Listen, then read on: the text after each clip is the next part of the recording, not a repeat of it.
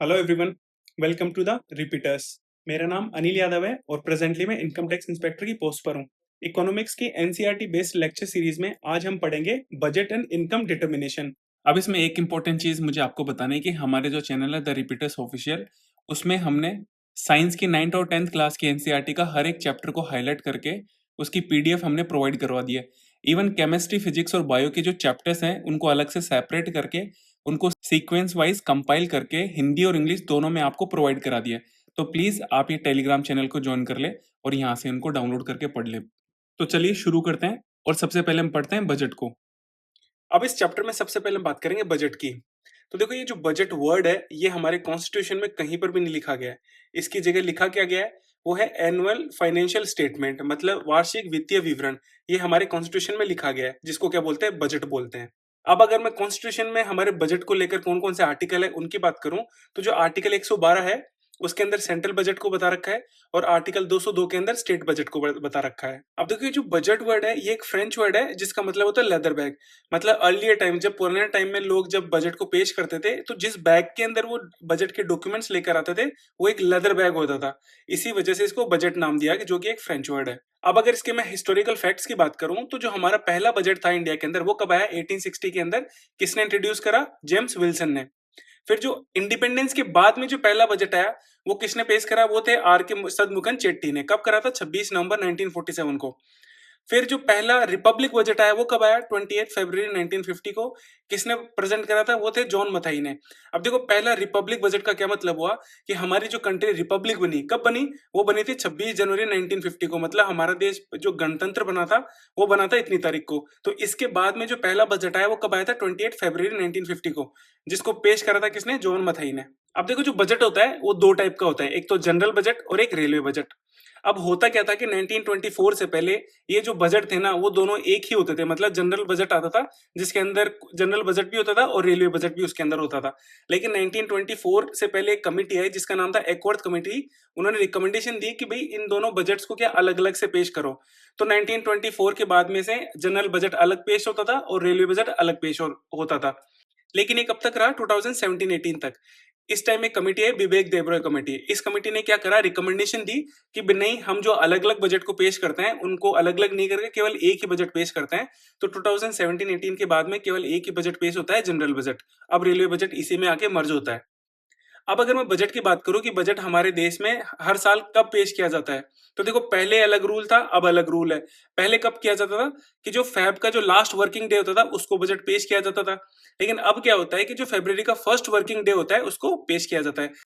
अब यहाँ पे वर्किंग डे क्या होता है, तो देखो, वर्किंग डे कौन कौन से होता है, मंडे टू फ्राइडे को वर्किंग डे माना जाता है और सैटरडे संडे को हॉलीडे माना जाता है। तो अगर ऐसे मान लें कि 1 फरवरी को अगर सैटरडे है तो ये जो बजट पास जो होगा वो कब होगा, 3 फरवरी को होगा, क्योंकि उस टाइम क्या होगा, मंडे होगा। ठीक है, तो ये इस तरह से काम करता है। अगर इसकी बात करें कि सबसे ज्यादा बजट किसने पेश करा, तो वो कौन थे, मोरारजी देसाई थे, जिन्होंने 10 बार बजट को पेश करा था। अगर प्रेजेंट टाइम में अगर मैं निर्मला सीतारमण की बात करूं तो उन्होंने अब तक 8 बार टोटल बजट पेश करा है। अब अगर मैं बजट के डेफिनेशन की बात करूं तो जो बजट होता है वो एक वित्तीय वर्ष का फाइनेंशियल स्टेटमेंट होता है, मतलब वित्तीय विवरण होता है, जिसके अंदर सरकार की जो खर्चे होते हैं और जो सरकार की आय होती है ना, उनका लेखा जोखा होता है। उसी को क्या बोलते हैं, बजट बोलते हैं। और इसके दो कंपोनेंट होते हैं, एक तो रेवेन्यू बजट और दूसरा कैपिटल बजट।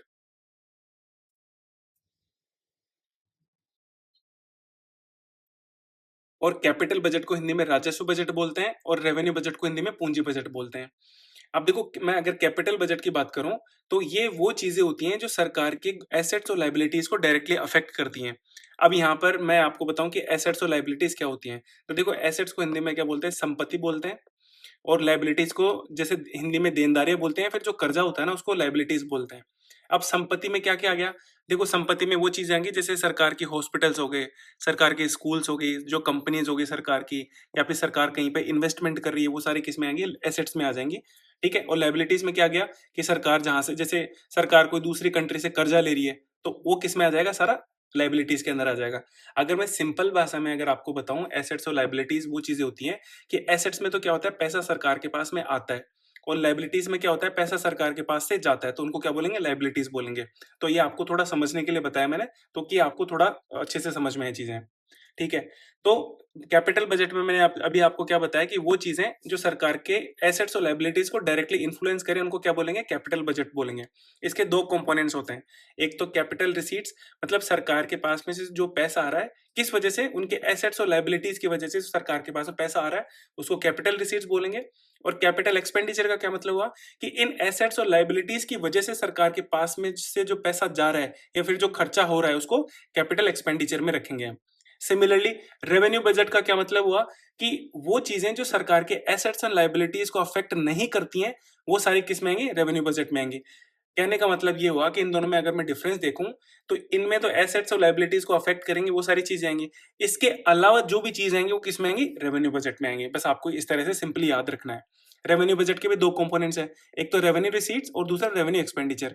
अब यहाँ पर भी वही चीज होगी कि सरकार के पास में अगर कोई पैसा आ रहा है ना, अगर वो एसेट्स और लायबिलिटीज की वजह से आ रहा है तो वो कैपिटल रिसीट्स में आएगा।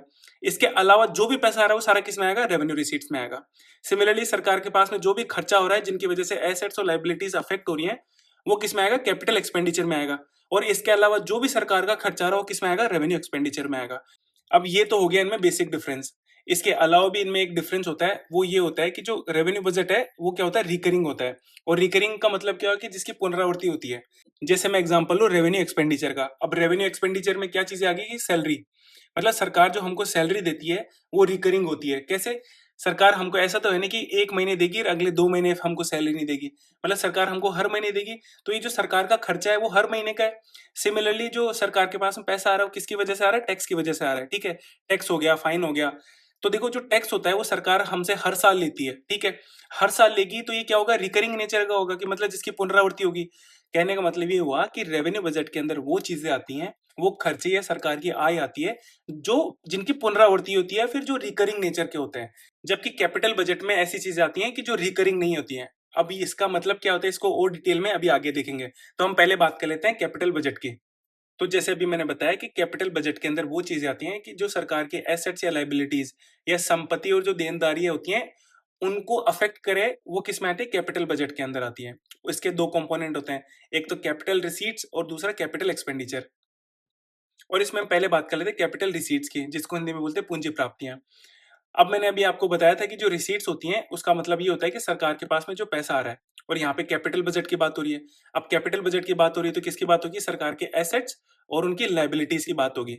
अब एसेट्स क्या क्या होंगे, अब एसेट जैसे मैंने बताया कि सरकार की कोई भी कंपनी हो गई या फिर सरकार ने कहीं पे इन्वेस्टमेंट करा है। ठीक है, या फिर सरकार की रोड हो गई, स्कूल्स हो गए, हॉस्पिटल्स हो गए, जहां से सरकार के पास में पैसा जा रहा है उनको क्या बोलेंगे, कैपिटल। कैपिटल बजट के अंदर सारी वो चीजें आएंगी, उनको एसेट्स बोलेंगे। अब अगर सरकार के पास में इन एसेट्स की वजह से पैसा आ रहा है तो कैसे आएगा, मतलब जैसे मान लो एक सरकार की कंपनी है, इस सरकार की कंपनी ने सरकार ने इस कंपनी को बेच दिया। अब बेच दिया तो सरकार के पास में पैसा आएगा। इससे क्या अफेक्ट हुआ, सरकार के एसेट्स अफेक्ट हुए। तो यहाँ पर क्या हो रहा है, एसेट्स कम हो रहे हैं। मतलब अगर मैं कैपिटल रिसीट्स की बात करूं तो कैपिटल रिसीट्स में क्या होगा, एसेट्स कम होंगे। अब मैं लायबिलिटीज की बात करूं तो लायबिलिटीज को मैंने अभी कैसे समझाया था कि सरकार जो कर्ज लेती है ना दूसरी गवर्नमेंट से, फिर दूसरी कंट्रीज से, उनको लायबिलिटीज के अंदर काउंट करते हैं। अब सरकार के पास में पैसा आ रहा है, इसका मतलब क्या हुआ कि सरकार किसी दूसरी कंट्री से लोन ले रही है, मतलब लायबिलिटीज हमारी क्या हो रही है, बढ़ रही है, मतलब कर्जा हमारा बढ़ रहा है। तो कैपिटल रिसीट्स में क्या होगा, लायबिलिटीज तो बढ़ेंगी और एसेट्स कम होंगे। और यहाँ पर भी मैंने वही चीज लिखी है जो भी मैंने आपको समझाई है। अब यहाँ भी क्या कह रहा है कि जो सरकार के पास में जो पैसा आ रहा है ना वो रेगुलर इनकम से नहीं आ रहा है। रेगुलर इनकम का क्या मतलब हुआ, जैसे कि टैक्स हो गया, और ये टैक्स वगैरह या फिर रेगुलर इनकम जो भी होती है जो रिकरिंग होती है। रेगुलर का मतलब क्या हो गया कि जो लगातार है, तो लगातार कब आएगी कि जिनकी पुनरावृत्ति हो, तो वो हो गया टैक्स। तो ये किस में आएंगी, रेवेन्यू रिसीट्स के अंदर आएंगी। जबकि जो कैपिटल रिसीट्स के अंदर किसका पैसा आता है, एसेट्स और लायबिलिटीज का। अब ऐसा तो है नहीं कि सरकार किसी भी कंपनी को बेच रही है तो हर महीने बेचेगी उसको या हर साल बेचेगी। अब सरकार ने एक बार कंपनी को बेच दी तो फिर दोबारा कब बेचेगी इसका पता नहीं है ना। मतलब वो उससे पैसा जो आएगा ये पता नहीं है कि कब आएगा, क्योंकि सरकार कंपनी जैसे इस साल बेच दी, अब 5-6 साल बाद में बेचे तो सरकार के पास में फिर से पैसा आएगा। तो ये क्या होता है, रिकरिंग नेचर के नहीं होते हैं। सरकार के पास जो इनकम आती है वो रेगुलर नहीं होती है। या फिर जैसे कर्जे को देख लो कि सरकार अगर कहीं से कर्जा ले रही है, ऐसा तो है नहीं कि हर साल कर्जा लेगी। जब सरकार को जरूरत पड़ेगी तब वो कर्जा लेगी। हो सकता है सरकार एक साल में 2 बार कर्जा ले ले, हो सकता है 5 साल में एक बार भी नहीं ले। तो इनका फिक्स नहीं है। इसी वजह से किसमें आएंगे, सारे कैपिटल रिसीट्स के अंदर आएंगे। और कैपिटल रिसीट्स में रेगुलर इनकम इंक्लूड नहीं होती है। अब हम बात करें कैपिटल एक्सपेंडिचर की, जिसको हिंदी में बोलते हैं पूंजी व्यय।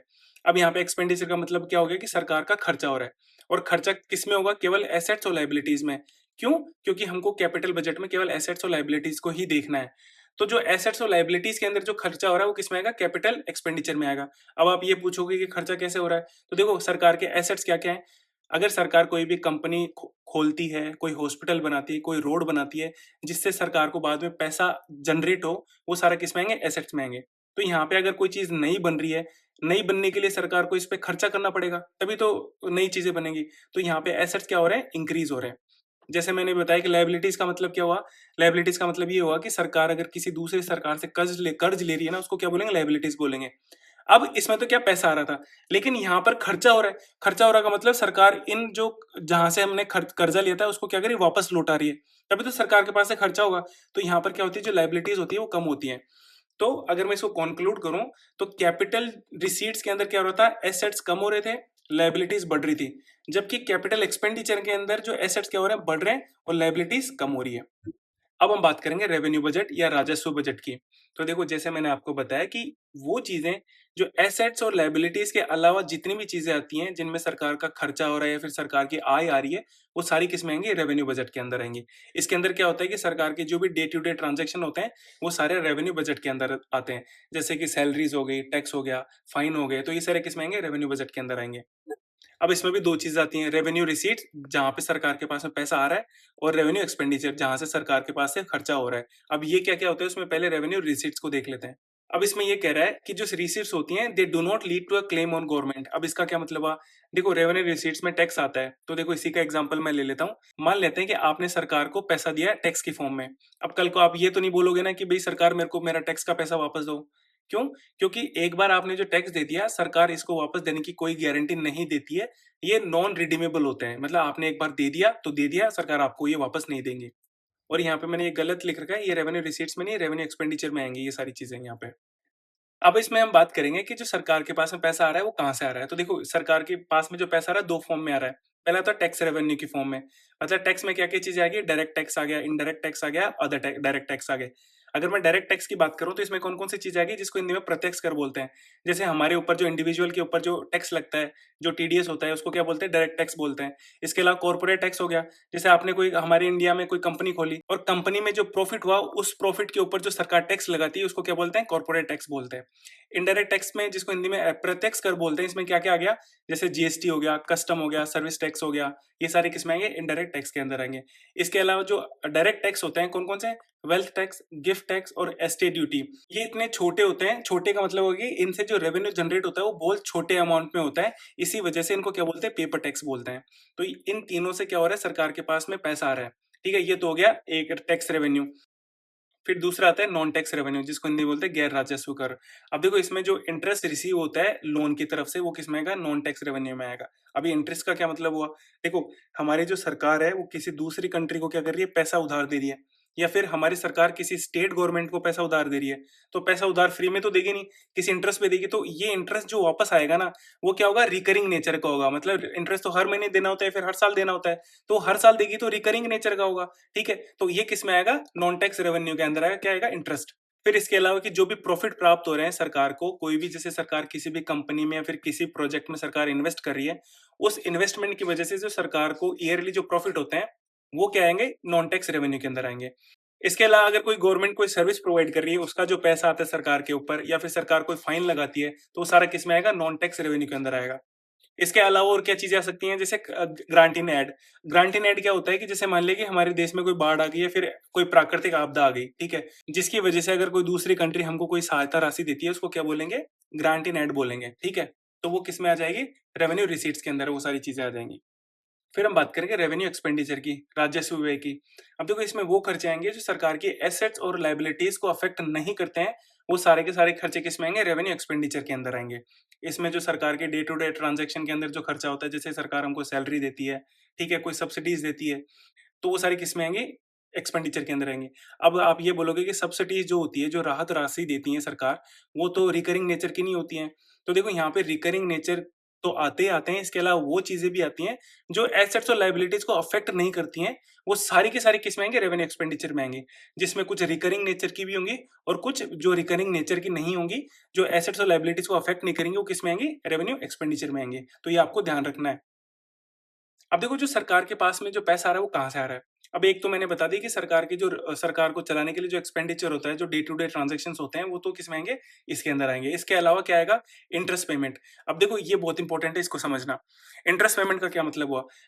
देखो जैसे मैंने अभी बताया कि कैपिटल रिसीट्स में अगर लायबिलिटीज़ बढ़ रही हैं तो कैसे बढ़ रही हैं? मतलब सरकार अगर किसी दूसरी कंट्री से लोन ले रही है ना, तो जो लोन ले रही है, मान लेते हैं कि 1 करोड़ का लोन लिया, तो ये जो 1 करोड़ है वो किसमें आएगा? कैपिटल रिसीट्स के अंदर आएगा। क्यों? क्योंकि ये लायबिलिटीज़ को इंक्रीज़ कर रहा है।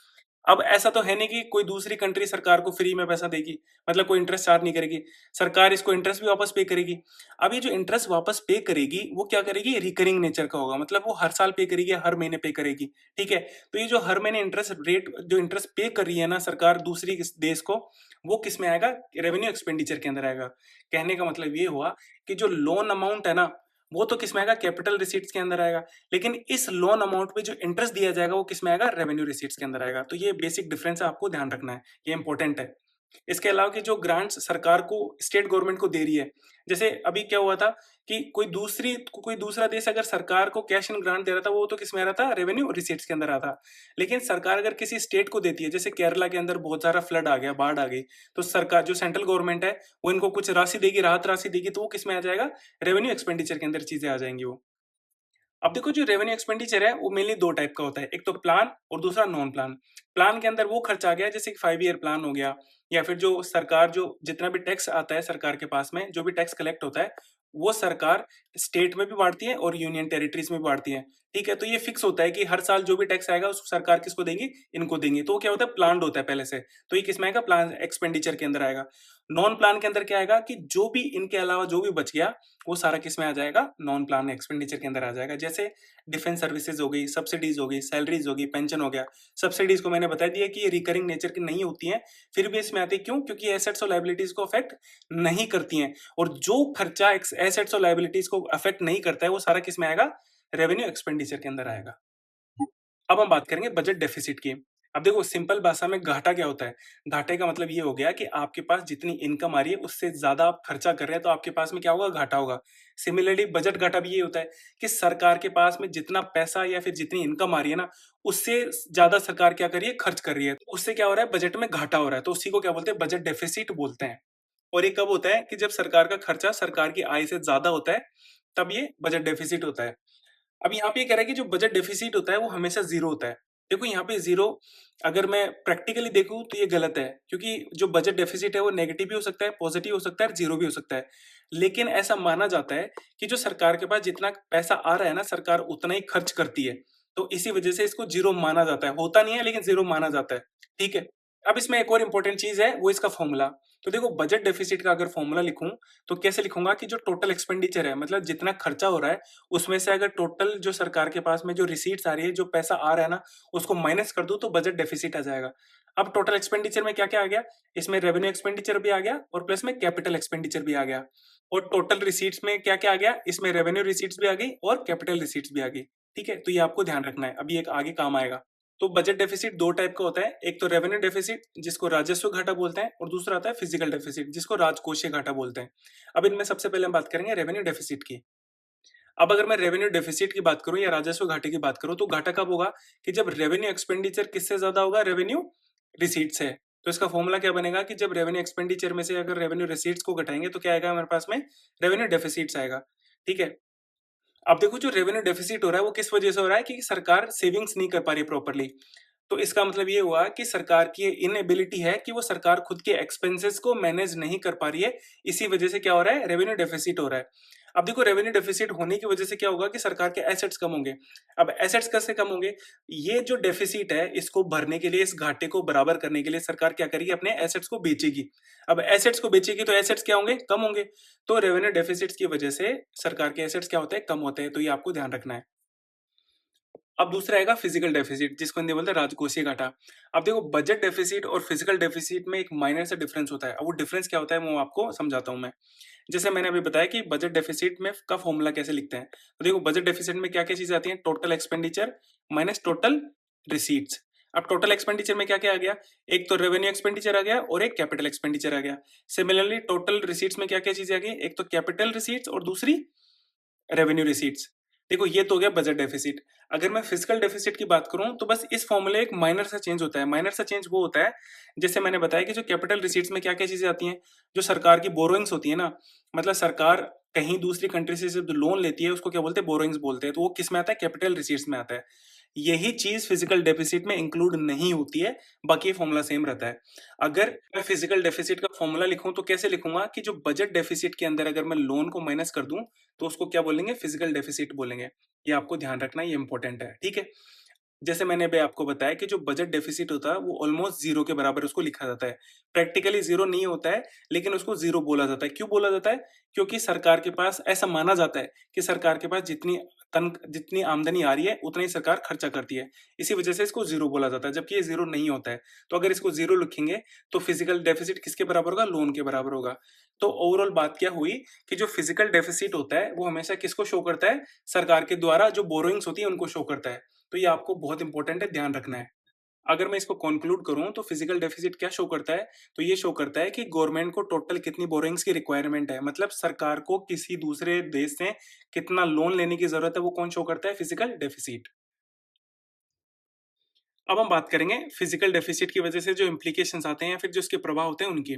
तो देखो इनमें सबसे पहले आता है इन्फ्लेशनरी प्रेशर। अब ये क्या होता है, देखो अगर डेफिसिट होगा मतलब सरकार ज्यादा खर्चा कर रही है। खर्चा किस पे करेगी, लोगों पे करेगी। अब लोगों पे खर्चा करेगी तो लोगों के पास पैसा ज्यादा होगा। अब पैसा ज्यादा होगा तो क्या होगा, इन्फ्लेशन बढ़ेगा। फिर ठीक है, दूसरा आता है डेट ट्रैप्ट। अब ये क्या होता है, जैसे मैंने आपको बताया कि जो इन्फ्लेशन डेफिसिट क्या शो करता है कि हमको दूसरे कंट्री से कितना लोन लेना है। अगर हम दूसरी कंट्री से कोई लोन ले रहे हैं तो हम उसमें क्या आ जाएंगे, ऋण के जाल में आ जाएंगे, ठीक है। ये चीज होगी। फिर आता है फॉरेन डिपेंडेंस। अब ये भी सेम ही चीज होगी कि हमको किसी दूसरी कंट्री से अगर उधार लेना है तो हमारी डिपेंडेंस होगी ना उस कंट्री के ऊपर। तो ये भी एक इसका इम्प्लीकेशन है। इसके अलावा अगर फिजिकल डेफिसिट हो रहा है तो वो क्यों हो रहा है, क्योंकि हम क्या कर रहे हैं, कैपिटल एक्सपेंडिचर में इंक्रीज कर रहे हैं और रेवेन्यू डेफिसिट में इंक्रीज कर रहे हैं, जिसकी वजह से फिजिकल डेफिसिट में भी क्या हो रहा है, इंक्रीमेंट आ रहा है। अब इसमें हमको एक और चीज पढ़नी है, वो है प्राइमरी डेफिसिट, जिसको हिंदी बोलते हैं प्राथमिक घाटा। अब ये क्या होता है, तो देखो जो फिजिकल डेफिसिट जो हमने बताया कि सरकार को कितने लोन लेने की जरूरत है, वो चीज शो करता है। और प्राइमरी डेफिसिट क्या होता है कि जब फिजिकल डेफिसिट में अगर इंटरेस्ट पेमेंट घटा दे, कौन सा, जो पुराने लोन का जो हमने इंटरेस्ट पे करा अगर उसको घटा दे तो क्या आ जाएगा, प्राइमरी डेफिसिट आ जाएगा। अब इसको एक और एग्जांपल से भी समझ लेते हैं। मान लेते हैं कि सरकार का टोटल एक्सपेंडिचर कितना हो गया, 100 करोड़ हो गया, ठीक है। इसके अलावा जो अगर सरकार के पास जो टोटल रेवेन्यू है वो कितना है, 80 करोड़ रुपीज आया। और सरकार ने जो पुराने लोन्स पे जो इंटरेस्ट पे करा वो कितना करा, 10 करोड़ रुपीज पे करा। तो जो फिजिकल डेफिसिट है वो कितना है, वो 100 - 80 टोटल कितना हो गया, 20 crore rupees total physical deficit आ गया, ठीक है।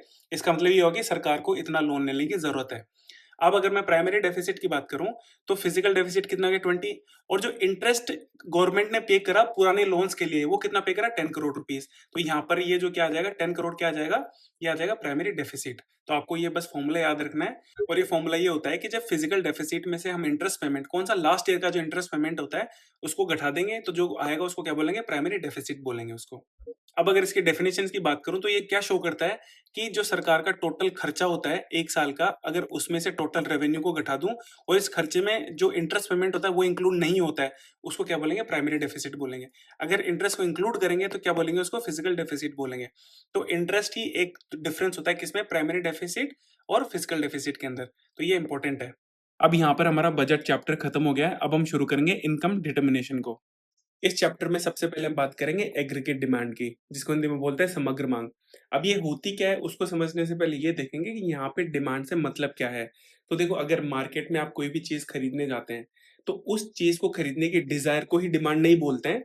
आपको उस चीज को खरीदने की एबिलिटी भी होनी चाहिए, उसी को डिमांड बोलेंगे। फॉर एग्जाम्पल कि आप मार्केट में कोई फोन लेने गए लेकिन आपके पास उस फोन को खरीदने के पैसे नहीं है, तो इसको डिमांड नहीं बोलेंगे। डिमांड किसको बोलेंगे कि आपको कोई फोन खरीदना है, आपके पास उस फोन को खरीदने के पैसे भी हैं और आप वो फोन खरीदना भी चाह रहे हैं, उसको बोलते हैं डिमांड, ठीक है। तो ओवरऑल बात ये हुई कि किसी भी चीज को खरीदने की डिजायर और उसके साथ साथ उस चीज को खरीदने की एबिलिटी को डिमांड बोलते हैं। अगर इसी तरीके से अगर मैं पूरी इकोनॉमी की बात करूं तो हमारी इकोनॉमी में जितनी भी वस्तुएं या सर्विसेज हैं जिनकी मार्केट में डिमांड है और उन सभी वस्तुओं या जो सर्विसेज हैं अगर उनकी वैल्यूज को मैं ऐड कर दूं तो उसको क्या बोलेंगे? एग्रीगेट डिमांड बोलेंगे उसको। अगर इसी को मैं दूसरे शब्दों में बोलूं तो हमारी इकोनॉमी में जितने भी गुड्स एंड सर्विसेज हैं, उन गुड्स एंड सर्विसेज पे जितना खर्चा किया जाता है उसी को एग्रीगेट डिमांड बोलते हैं। अब देखो एग्रीगेट डिमांड का एक फॉर्मूला भी है, बट उसको समझने से पहले आपको कुछ डेफिनेशंस को जानना जरूरी है। तो पहले उनको देख लेते हैं। अब इनमें हम सबसे पहले बात करेंगे कंजम्पशन की, जिसको हिंदी में बोलते हैं उपभोग। तो देखो कोई भी चीज जिसको हम खा रहे हैं या फिर उसको यूज कर रहे हैं, जो हमारे नीड्स या जरूरतों को सेटिस्फाई करे, उसको उपभोग या कंजम्पशन बोलते हैं। अब अगर हमको कंजम्पशन को मेजर करना है कि किसी भी इकोनॉमी में टोटल कंजम्पशन कितना हो रहा है, तो उसके लिए सबसे इंपॉर्टेंट मेजर है हाउस होल्ड की इनकम।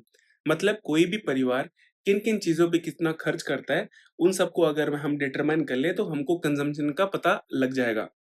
अब बात ये आती है कि किसी भी चीज को कंज्यूम करने के लिए आपको उसको खरीद कर लेकर आना पड़ेगा, और खरीदने के लिए चाहिए होता है पैसा।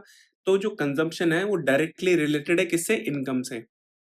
बट अगर आपकी इनकम जीरो भी है तो आपके कुछ ना कुछ कंजम्पशन हो गए, जैसे कि फूड। अब आपकी इनकम अगर जीरो भी है तो आपको खाना तो खाना पड़ेगा। अगर आपके पास घर नहीं है तो आपको कहीं पर रहना तो पड़ेगा, ऐसा तो नहीं है कि आप फुटपाथ पे सो जाएंगे। अगर मैं एक नॉर्मल लोगों की बात करूँ तो आपको उसके लिए रेंट देना पड़ेगा। अगर आप बीमार हो गए और आप बीमार हो गए तो आपके पास कोई इनकम भी नहीं है, लेकिन आपको उसके लिए मेडिसिन के लिए तो खर्चा चाहिए होगा ना। तो ये कुछ बेसिक कंजम्पशन है जिनका इनकम से कोई रिलेशन नहीं है। मतलब अगर आपकी इनकम जीरो भी है तो आपको ये कंजम्पशन करने पड़ेंगे। उन कंजम्पशन को क्या बोलेंगे? ऑटोनोमस कंजम्पशन या फिर स्वतंत्र उपभोग बोलेंगे उनको, जिसको सी से डिनोट करा जाता है। अब अगर मैं कंजम्पशन फंक्शन के फॉर्मूले की बात करूं तो उसको कैसे लिखेंगे? इस तरह से। अब यहाँ पे सी वाई क्या है? देखो ये है इनकम। तो जैसे मैंने भी आपको बताया कि अगर आपकी इनकम जीरो भी है तो अगर मैं वाई को जीरो रखता हूँ यहाँ पे, तो यहाँ पर क्या बचेगा? सी बार बचेगा। और ये क्या है? Autonomous function. मतलब अगर आपकी इनकम जीरो भी है तो आपके कुछ बेसिक कंजम्पशन होंगे, उनको क्या बोलेंगे? सी बार बोलेंगे या ऑटोनोमस कंजम्पशन बोलेंगे। तो इसको इस फॉर्मूले से डिनोट करते हैं, जिसमें सी एक कंजम्पशन फंक्शन है और वाई जो है वो एक इनकम है। अब इसके बाद में हम बात करेंगे एक्स एंटे और एक्स पोस्ट, जिसको हिंदी में बोलते हैं प्रत्याशित और यथार्थ। अब देखो ये क्या होता है? मान लेते हैं फॉर एग्जांपल कि आपने आज सोचा कि मैं 7 घंटे पढ़ूंगा, ठीक है। लेकिन किन्हीं रीजंस की वजह से आप केवल 5 घंटे पढ़ पाते हैं। तो ये जो आपने प्लान करा उसको बोलते हैं एक्स एंटे, और आपने एक्चुअल में कितना पढ़ा उसको बोलते हैं एक्स पोस्ट। तो ये हो गई इनकी सिंपल डेफिनेशन कि आप जो प्लान करते हैं उसको एक्स एंटे बोलते हैं, और एक्चुअल में जो चीजें होती हैं उनको एक्स पोस्ट बोलते हैं। अब देखो जो कंजम्पशन फंक्शन होता है वो मेनली दो टाइप का होता है। पहला तो मार्जिनल प्रोपेंसिटी टू कंज्यूम, जिसको हिंदी में बोलते हैं सीमांत उपभोग प्रवृत्ति। और दूसरा होता है मार्जिनल प्रोपेंसिटी टू सेव, जिसको हिंदी में बोलते हैं सीमांत बचत प्रवृत्ति। अब इसके अलावा दो चीजें और है जिनको हमको पढ़ना है, एक तो है एवरेज प्रोपेंसिटी टू कंज्यूम और दूसरा है एवरेज प्रोपेंसिटी टू सेव। अब इसमें हम एक एक करके बात करेंगे और सबसे पहले देखेंगे मार्जिनल प्रोपेंसिटी टू कंज्यूम, जिसको हिंदी में बोलते हैं सीमांत उपभोग प्रवृत्ति। अब देखो यहाँ पर हमको केवल कंजम्पशन पे फोकस करना है। इस पे फोकस क्यों करना है? इसको एक एग्जांपल से हम समझ लेते हैं।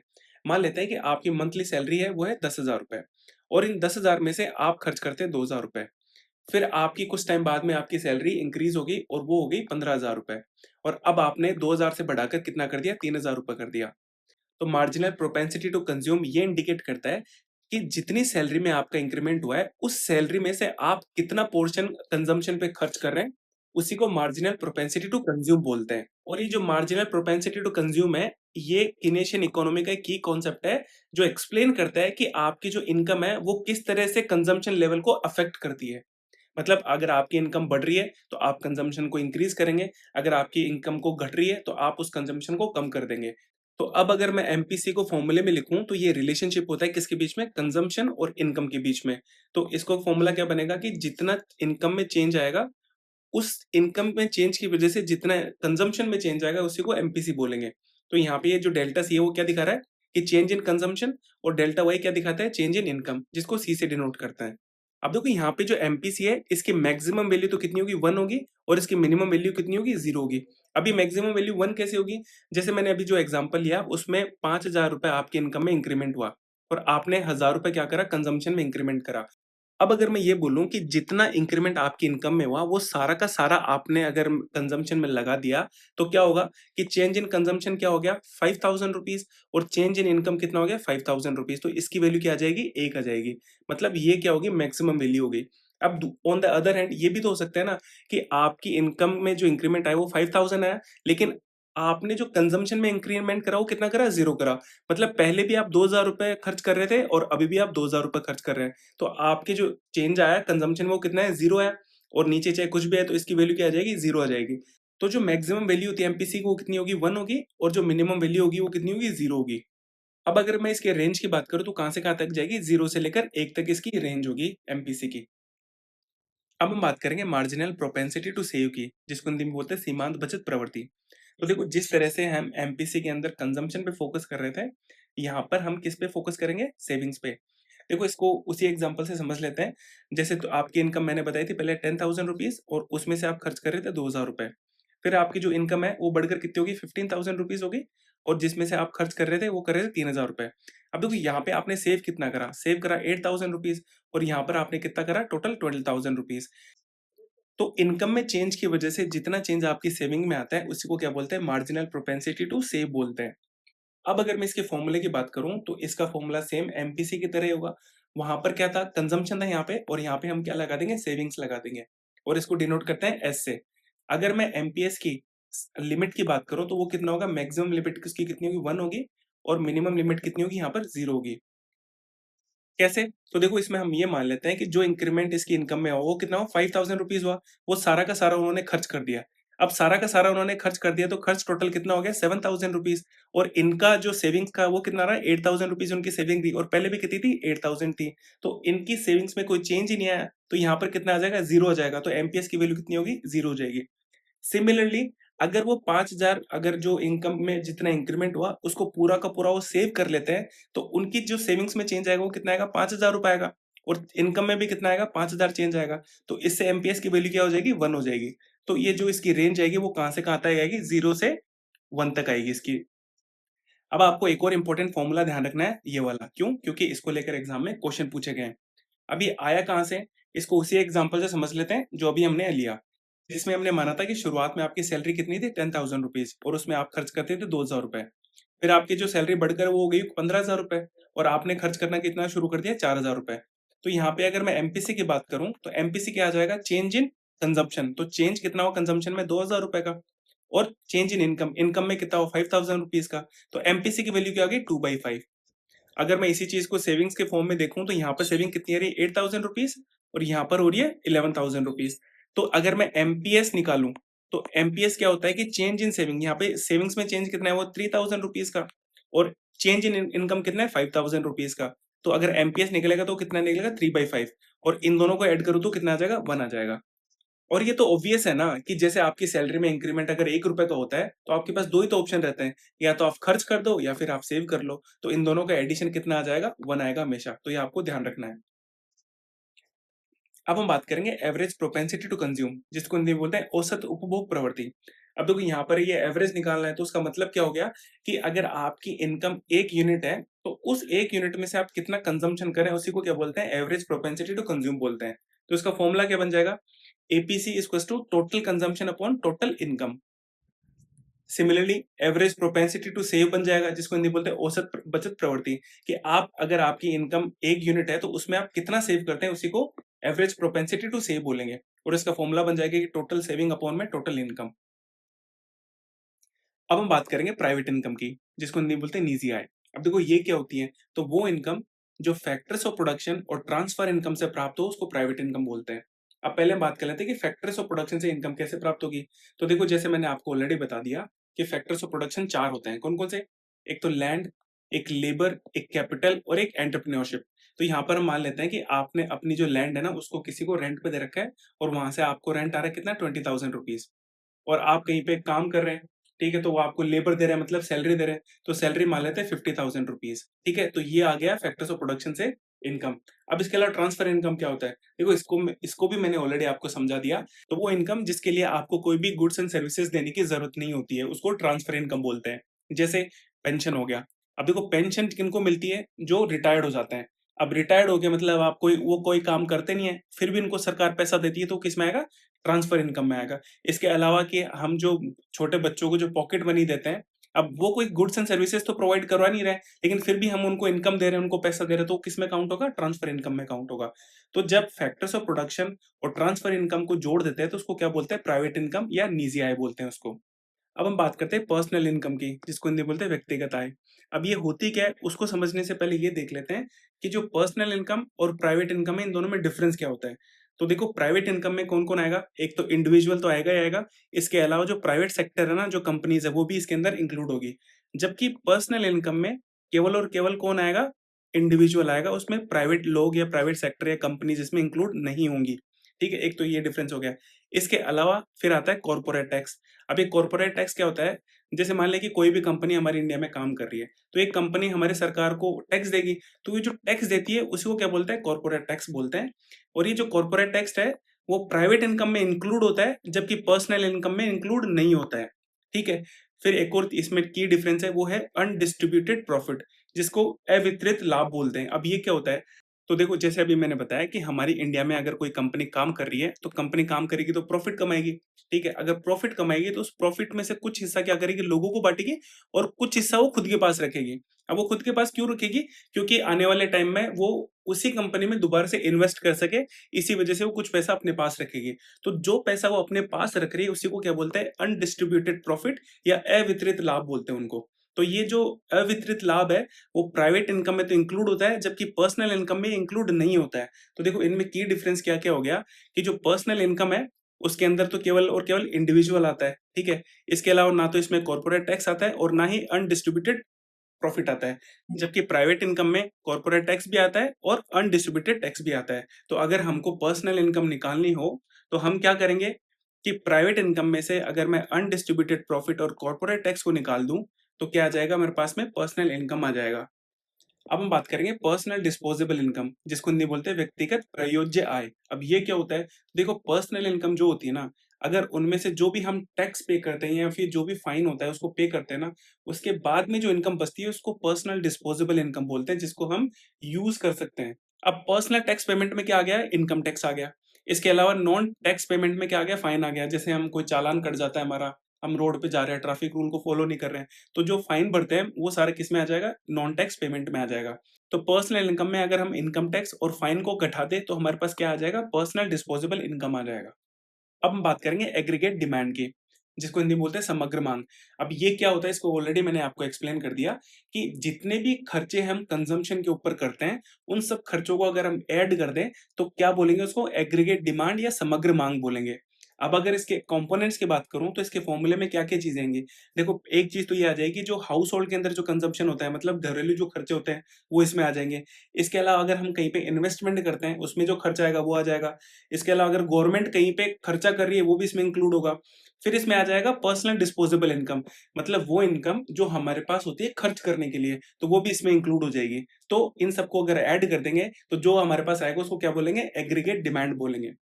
और एग्रीगेट डिमांड को एग्रीगेट एक्सपेंडिचर भी बोलते हैं। क्यों?